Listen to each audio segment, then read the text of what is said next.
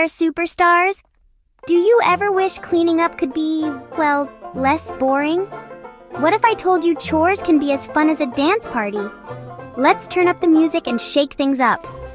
First, grab your favorite toy or a cleaning cloth. Ready? Here comes our first cleanup song.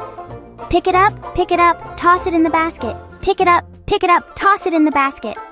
Now, let's add some cool moves.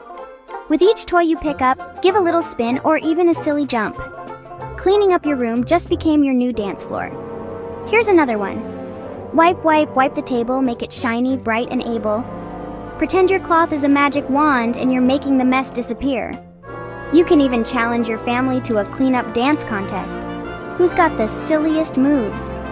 And remember, every time you finish a chore, throw your hands in the air and shout, "All done!" Chores don't have to be a drag. With a little music, some goofy dance steps, and your big imagination, you can turn any cleanup into the best party ever. So, next time you hear cleanup time, you'll know what to do.